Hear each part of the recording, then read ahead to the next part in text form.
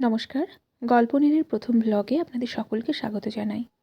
গতকাল যে শর্ট ভিডিওটা দিয়েছিলাম তাতে আপনাদেরকে আমি লিওর কথা বলেছিলাম। তো লিও এত দুরন্ত যে ওকে সামলে রাখা খুব মুশকিল। ওকে তো 15 দিন অন্তর একদিন স্নান করানো হয়। সেই কারণের জন্য একদিন বাদ একদিন ওকে ড্রাই বাথ করে দেওয়া হয়। তো যে ক্রিমটা দিয়ে ওকে ড্রাই বাথ করে দেওয়া হয় সেটা একটু জেল টাইপের। আর তারপর ওকে কোনো ব্রাশ অথবা হ্যান্ড গ্লাভস দিয়ে আঁচড়ে দেওয়া হয়। এই গ্লাভসটাতে একটু কাটা কাটা টাইপের, সেই কারণের জন্য ওটা দিয়েই ওকে আঁচড়ে দেওয়া হয়।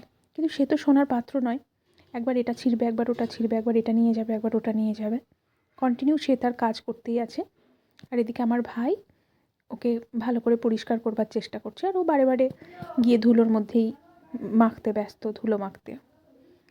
এরপর অনেক কষ্টে তাকে ঘরে নিয়ে এসে সোফায় বসিয়েছে। যদিও সোফাটা তার একচ্ছত্র অধিকার, সেখানে কাউকে বসতে দেয় না, শুধু আমার ভাইকে অ্যালাউ করে। কিন্তু তবুও এখন দেখছি একটু শান্ত হয়ে বসেছে, কিন্তু ও খুব কামড়ে দেয়, এটাই ওর সমস্যা।